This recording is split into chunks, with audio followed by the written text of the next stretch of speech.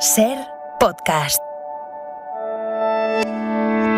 Soy Antón Meana. Y yo soy Pablo Pinto. Y si quieres conocer historias de la Superliga que no te han contado todavía, no te pierdas este episodio, el 7º de Carrusel Confidencial, el podcast de la cadena SER que escucha la gente del fútbol.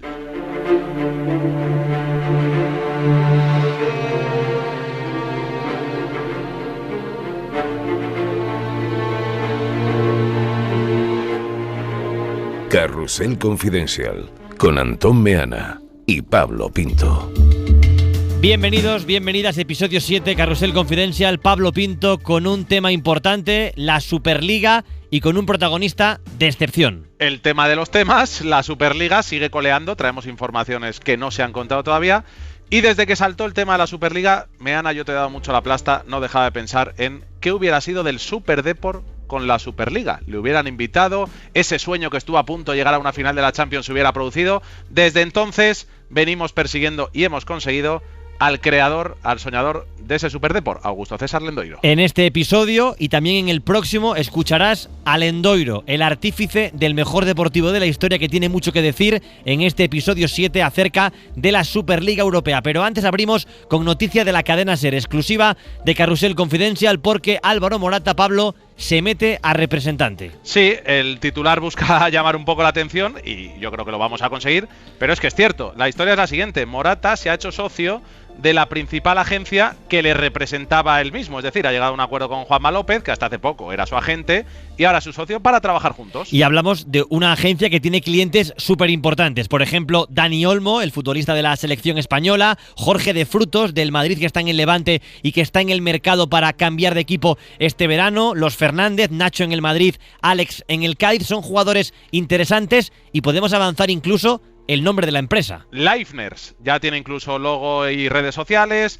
Quiere hacerse un hueco en este mundo tan complicado de la representación a través de un asesoramiento 360, porque está además abriendo mercado en el fútbol femenino. La imagen seria que tiene Morata en el mundo del fútbol, además conocedor de 3 de las grandes capitales del fútbol europeo, como Madrid, como Londres, como Turín, son su mejor carta de presentación. Ya tienen sede fija, tienen oficina en Madrid, pero operan además en Dubái y en Croacia. Tiene mucha mano allí el padre de Dani Olmo y han realizado, Pablo, diferentes operaciones ya con Croacia. Por ejemplo, Gerbic, el portero suplente del Atlético de Madrid, por entonces el representante de la agencia era Juanma López, el que le llevó al Atlético como suplente de Oblak. A partir de ahora también tendrán que hablar con Morata. Hablamos de esta agencia, pero también de otra muy importante, Mediabase, porque según se habla en el mundillo del fútbol, se deshace la agencia de Pere Guardiola porque el hermano de Pep ve como Mediapro deja de invertir, cómo toca analizar el futuro de Pere Guardiola y también el futuro, por ejemplo, de Piru, que es un experto en captación de jugadores con pasado en el Madrid y que podría, después de Mediabase, Pablo, montar negocio él solo. Hemos venido contando la crisis de Mediapro, producida sobre todo por dos asuntos: la pandemia y esa interrupción de las ligas, y lo que sucedió en Francia con el tema de los derechos.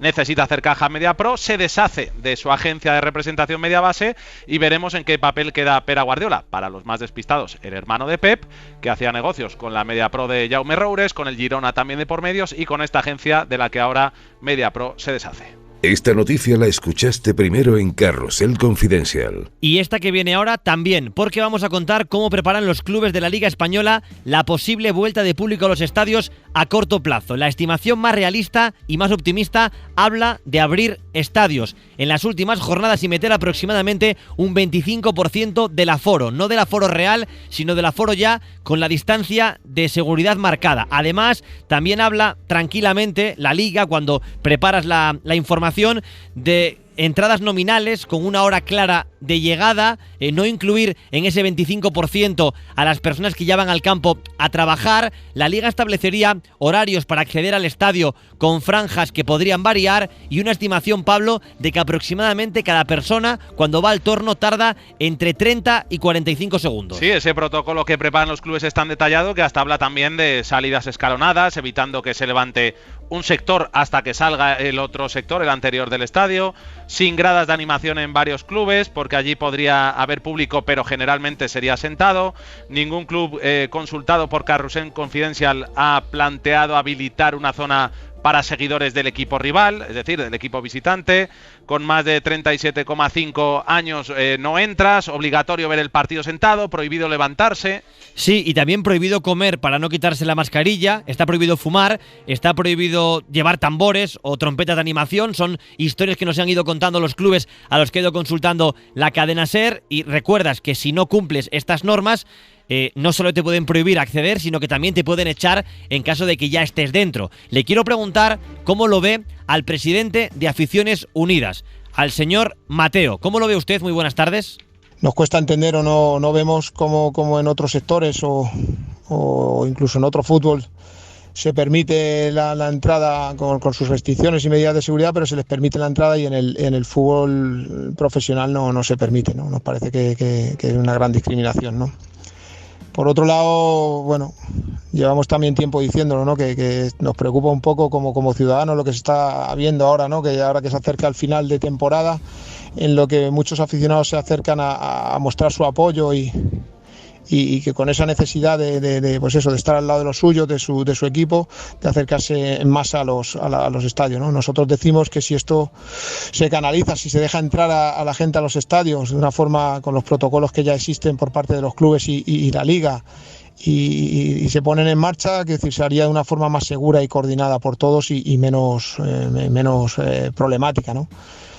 Por lo tanto, nosotros, ya digo, desde Aficiones Unidas llevamos tiempo reivindicando, se lo hemos hecho saber también a las autoridades sanitarias que entendemos que igual que pues sucede en otros sectores o en otras situaciones, en otro fútbol, como es el fútbol no profesional, pues queremos también volver a los estadios, ¿no? Gracias al señor Mateos, a José Manuel, que es el presidente de Aficiones Unidas, y que nos cuenta, Pablo, cómo lo ven ellos, ¿no? En un momento importante comentábamos que con más de 37 grados y medio… Decía yo años. Bueno, de fiebre, grados, correcto. Solo faltaría que a los mayores de 37 años no les dejara entrar. No, grados. He leído rápido. Y es la sensación, ¿no?, de que la Liga quiere meter público. Florentino en el larguero dijo que él no lo ve claro, pero están en esa pelea, ¿no? ¿Por qué público en la final de la Champions en Estambul? ¿Por qué público en la Eurocopa en Sevilla y en otras 11 de Europa? ¿Y por qué no en la Liga? Sí, incluso porque hay público en Segunda B de manera numerosa. Hace poco veíamos en el Estadio del Badajoz 8.000 personas. Bueno, son pasitos que hay que ir dando y cuanto antes mejor.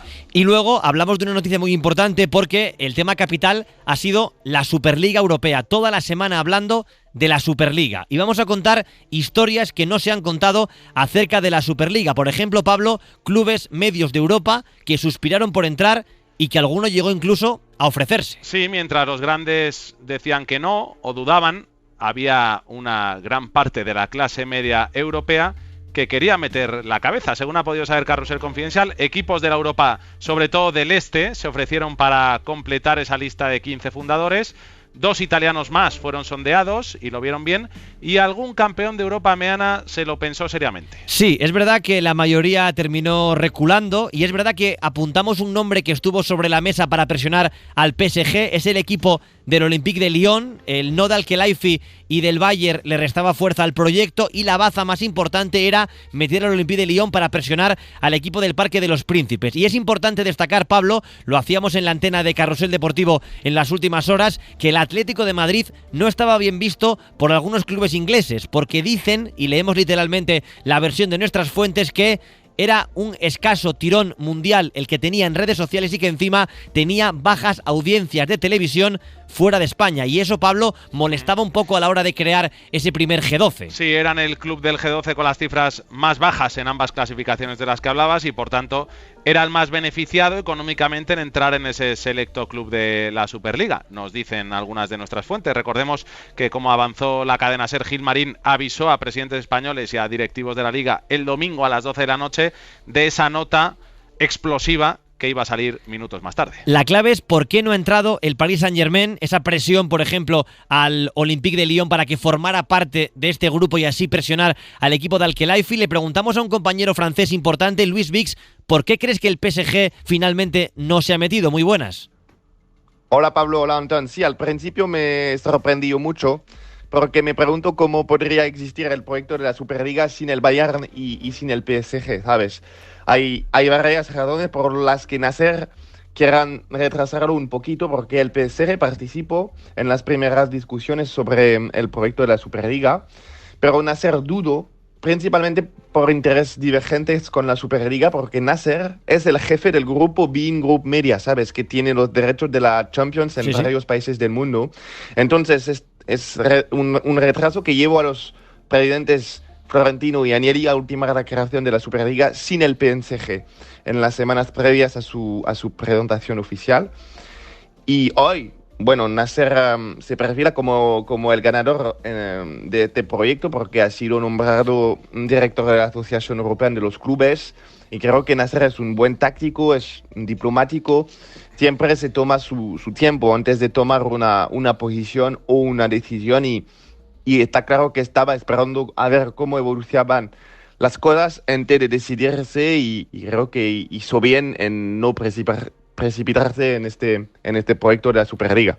Muchas gracias. Hemos contado 3 noticias. La primera, Morata se alía con su representante y forma una nueva agencia de representación. La segunda, los clubes españoles preparan la vuelta del público a los estadios con cifras muy concretas. Y esta última, clubes medios de Europa suspiraron por entrar en la Superliga y finalmente alguno incluso planteó llamar a Florentino Pérez. Contado todo, vamos con el gran protagonista de este episodio de Carrusel Confidencial.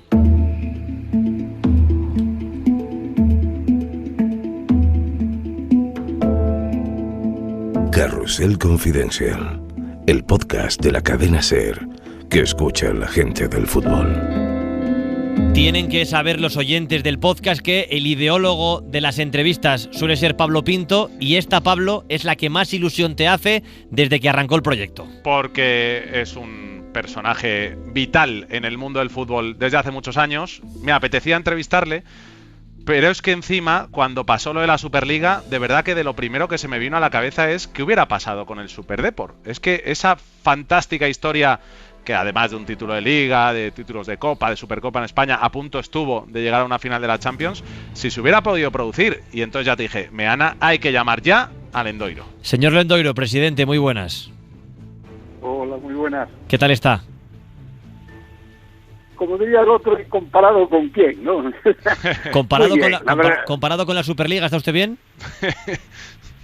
Yo comparado sobre todo con el virus. Ahora me dedico a temas sanitarios, más que nada, y preparándome para, como hay tantas bajas, a lo mejor nos llaman o al Deportivo o para la Olimpiada o algo de eso, ¿no? Entonces hay que estar preparado, ¿no? ¿Está vacunado ya? Nunca sabes ni el día ni la hora. Sí, yo ya estoy vacunado. No sé con qué, porque no le pregunté. Mejor. Pero hace unos días que ya me tocó. ¿Sí? Es una de las pocas ventajas que tiene ser mayor, ¿no?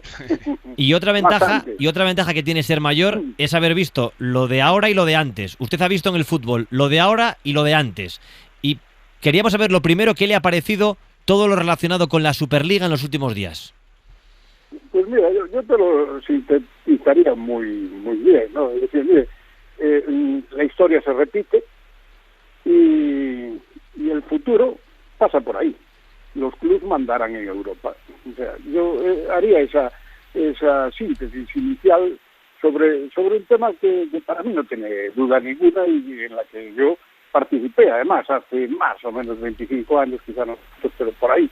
En un proyecto parecido, que era, me parece que se llamaba la Golden Cup o algo así, que era de Carlos García Pardo, que era un coruñés, amigo mío, habíamos coincidido como estudiantes en los maristas de aquí, y él era el expresidente de Dorna, y me llevaba un par de años, pero bueno, teníamos ya no nos conocíamos desde el colegio, y trabajé un poco, colaboré en lo que él pretendía, que era que en aquel momento pues el Madrid, el Barça, el Valencia y nosotros estuviésemos metidos pues, en algo muy similar a lo actual. No deja de ser simplemente ahora pues lo mismo, pero cargado de bombo, de millones y de clubs que, como era el caso de los de la Premier, que están en unos niveles verdaderamente estratosféricos, cosa que no se producía en aquel momento porque estaba mucho más abierta la competición, no vamos a decir en ese sentido, esa competición que se intentaba crear estaban, aparte de los equipos españoles, pues los históricos italianos, como creo que eran los mismos que se hablaba ahora, estaban también los históricos alemanes, el Borussia y el Bayern, que en aquel momento ya era muy fuerte, pero no tanto como lo es ahora. Pero después estaban también, aparte de menos ingleses, porque la Premier no era la Premier actual, estaban también los históricos que no se podían dejar fuera, por la lógica, como era el Benfica, el Ajax, el Olympiacos, el Sparta de Moscú, creo recordar. En fin, era un poco... Y otro detalle también muy importante que creo que ha sido uno de los... Bueno, quizá no sé si es un error, si es un fallo o si es un despiste de la actual Superliga, el que no hubiese un sistema, aunque fuese mínimo, ¿no? Como era en aquel momento también, de ascensos y descensos. Ya nos está dejando el primer titular, presidente. Yo le sigo llamando presidente, Augusto, pero hace unos 20... Yo soy presidente casi desde que nací, sí. O sea, porque a los 14 o 15 años verdad, era presidente rural. Entonces, bueno, pues... Pero y en La Coruña también me siguen llamando presidente. Ya nos está dejando el primer titular. Hace unos 20 años ya hubo un primer embrión de esta Superliga. ¿Qué pasó entonces para que...? Sí, pero la UEFA no fue tan dura como ahora, ¿no? Sí. A mí me habilitaron 18 meses, porque se inventaron que yo había dicho, y después se demostró que la verdad es que no lo había dicho, pero sí había ocurrido algo parecido, que los dirigentes de la UEFA eran unos mafiosos, ¿no? Entonces me sancionaron por eso, me sentenciaron por eso, pero la auténtica verdad era que el Deportivo, y yo era un poco el afán terrible de esos momentos del fútbol español y europeo, y había ido, y no querían que fuésemos a los tribunales ordinarios, y no querían que yo exigiese pues el pago de cantidades por la cesión de jugadores internacionales, o ya no solamente la cesión de jugadores internacionales, sino al menos, por lo menos, tener un seguro importante si se producía lesiones trascendentes, como fue en nuestro caso pues Mauro Silva, o como fue Diego Tristán, y que se producía en todos los equipos, ¿no? Pero nadie protestaba. Entonces yo creo que fue, bueno, pues como ahora me parece que le va a corresponder al amigo Florentino, por lo menos por ahí van los tiros, ¿no? una sanción ejemplarizante. Es decir, cuidado, no sigan ustedes al loco de las bombas de La Coruña, que le puede ocurrir lo mismo o más que a él, ¿no? Pero parece, yo creo que es lo que hay. Pero parece increíble, don Augusto, con el paso de los años y que siga pasando lo mismo, que si alzas la voz en contra de la UEFA o si haces algo que no le gusta a la UEFA, a usted le sancionaron y usted augura que a Florentino le puede llegar igual. Bueno, yo me imagino que Florentino, en aquel momento, antes creo que me insinuabas la pregunta que es del millón, ¿no? ¿Por qué eso no salió adelante? Pues sinceramente, porque nos faltó quizá en aquel momento no solamente una figura como es la de Florentino Pérez y todos los que estaban alrededor de Florentino en este movimiento, sino que también nos faltaba pues un JP Morgan que avalase la financiación de lo que parecía de sentido común, ¿no?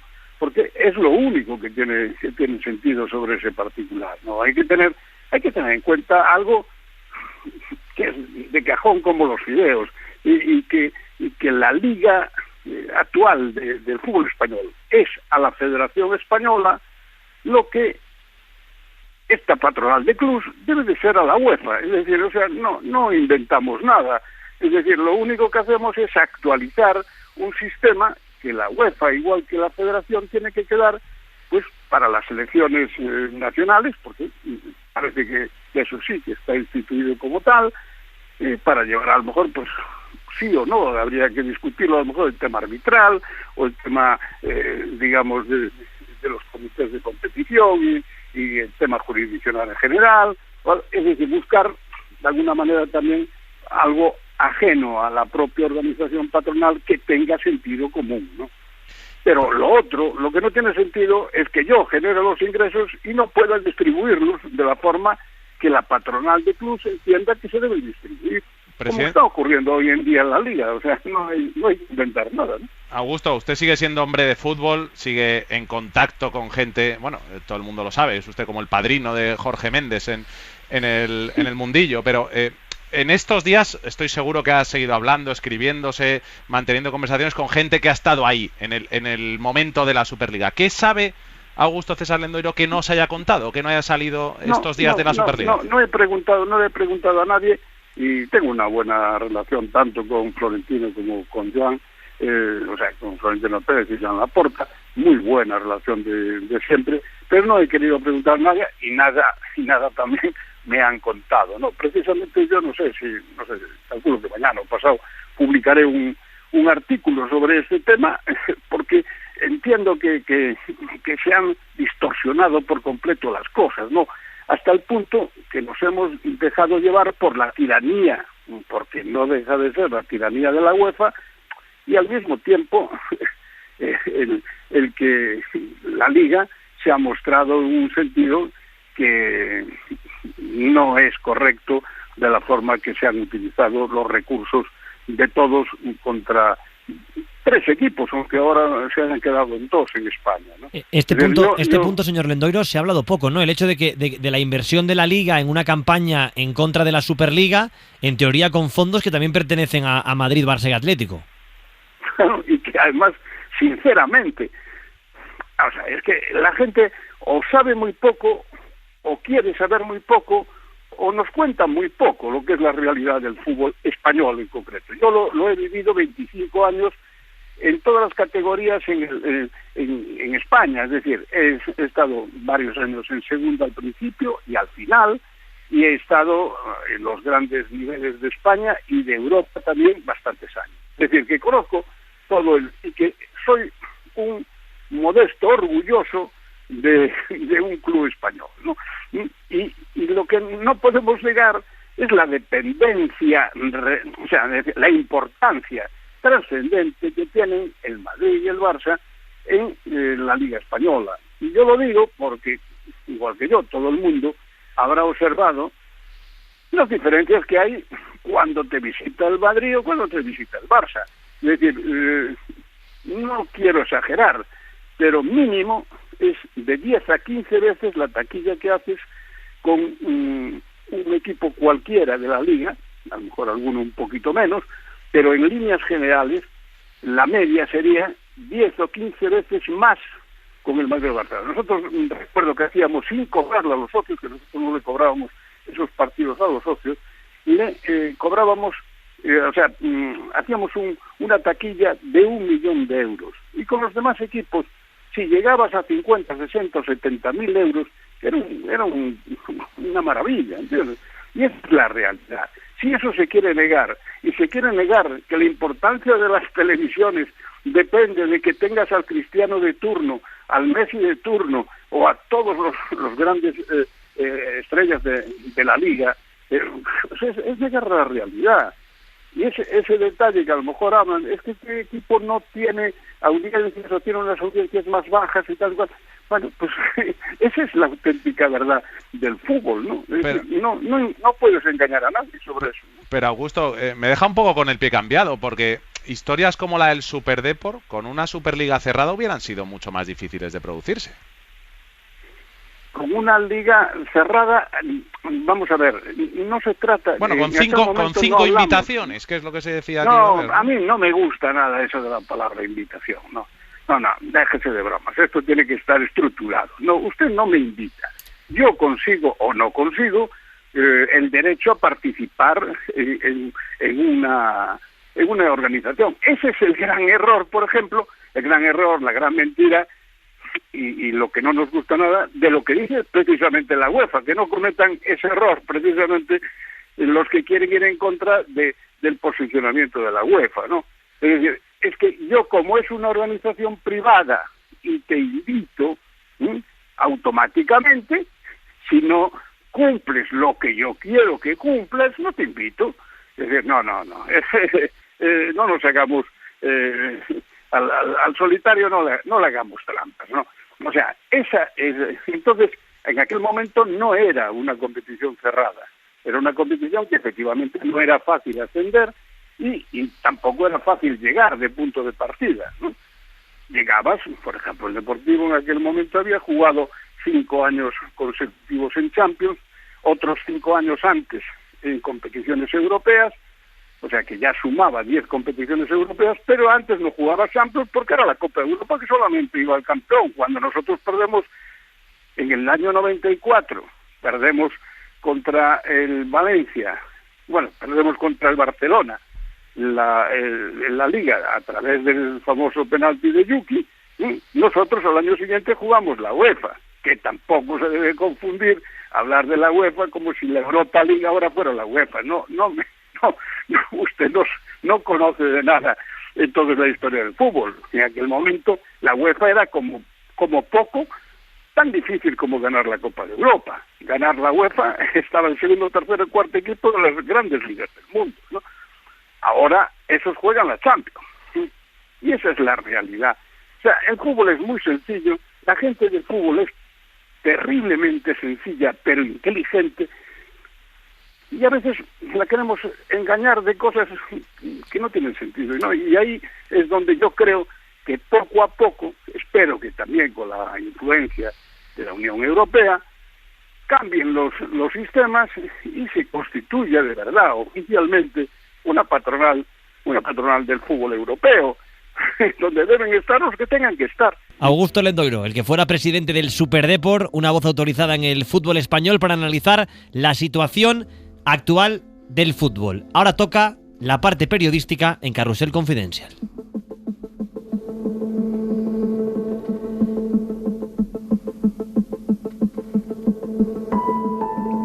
Como digo siempre, Pinto, hay gente haciendo cola en la puerta del estudio. ¿Qué te parece si invitamos hoy a Adrià Albets, inalámbrico del Barça en la cadena SER? Adelante, que pase. A ver, Adrià, cuéntanos tu historia periodística y cómo viviste un día especial en tu carrera. Muy buenas.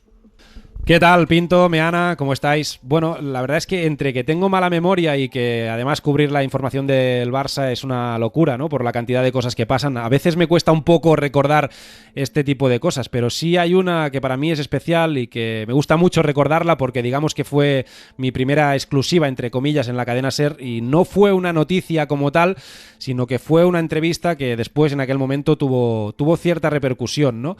Han pasado 15 años ya de esto. Yo empezaba en la radio, era becario de informativos, y fue el día después de la final de la Champions de París del 2006 entre el Barça y el Arsenal. A primera hora de la mañana me tocó ir a un acto para la sección de economía. Bueno, yo cogí mi grabadora, salí de la radio andando a eso de las 9 de la mañana, y cuando llevaba un rato por el centro de Barcelona me crucé con Cesc Fàbregas, que había jugado esa final con el Arsenal y que lógicamente pues no estaba muy contento.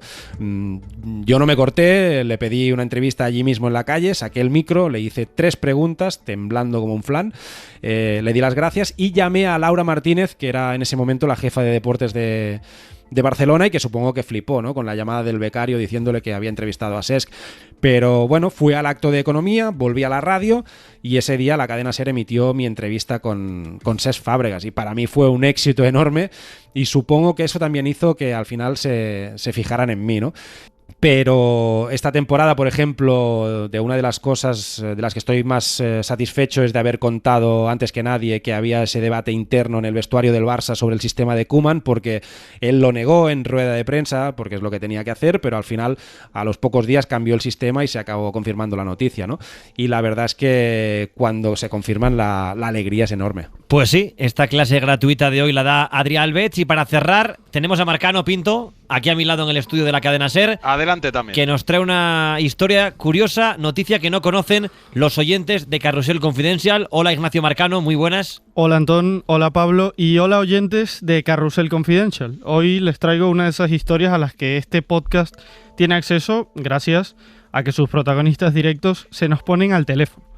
Nos está escuchando ahora mismo Gonzalo Belloso, exfutbolista argentino y actual director de desarrollo de la Conmebol, y él nos va a explicar cómo, con mimos particulares de futbolistas de muy alto nivel, se consigue acelerar el envío de las 50.000 dosis de las vacunas contra el coronavirus destinadas al fútbol sudamericano. Gonzalo, cuéntanos cómo y sobre todo a través de quién consiguieron ustedes acelerar el envío de esas 50.000 vacunas que esta semana llegan a Uruguay para ser distribuidas. Nosotros, a través del gobierno uruguayo y varias gestiones que hicimos, encontramos la posibilidad de charlar directamente con la empresa Sinovac para la adquisición de 50.000 dosis para el fútbol sudamericano, para todas nuestras ligas, para nuestros equipos, selecciones, para la gente que trabaja en los clubes, etcétera. En base a la charla, cuando estábamos hablando con esta empresa, nos dijeron que eran muy amantes del fútbol sudamericano y que bueno, su ídolo era Messi. Entonces ahí surgió la inquietud del presidente de la Conmebol, el presidente Domínguez, le dijo: vamos a hablar con Messi para que les mande unas camisetas de regalo. Todo esto era en vías de lograr poder adquirir nosotros las vacunas. Cuando surgió eso, yo soy muy amigo de Di María, lo llamé a Di María y le dije: Ángel, pedile a Lionel si nos puede donar 3 camisetas. El motivo es que estamos intentando adquirir 50.000 vacunas para el fútbol sudamericano, para todas las ligas de los 10 países. Y bueno, fue muy rápido Lionel en donarnos las 3 camisetas que le mandamos a los 3 ejecutivos con quien nosotros mantuvimos todo este tipo de negociaciones.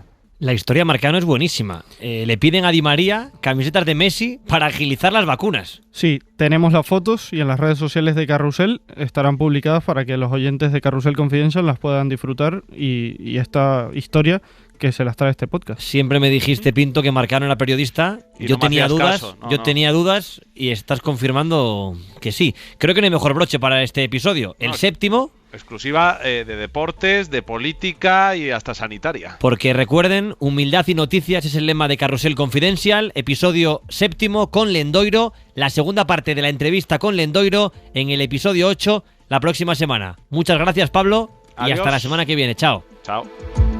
Suscríbete a Carrusel Confidencial. Todos los episodios y contenidos adicionales en la app de Cadena Ser y en nuestros canales de Apple Podcast, Spotify, iVoox, Google Podcast y YouTube. Escúchanos en directo en la Ser sábados y domingos a las 2 de la tarde en Carrusel Deportivo. Cadena Ser. La radio.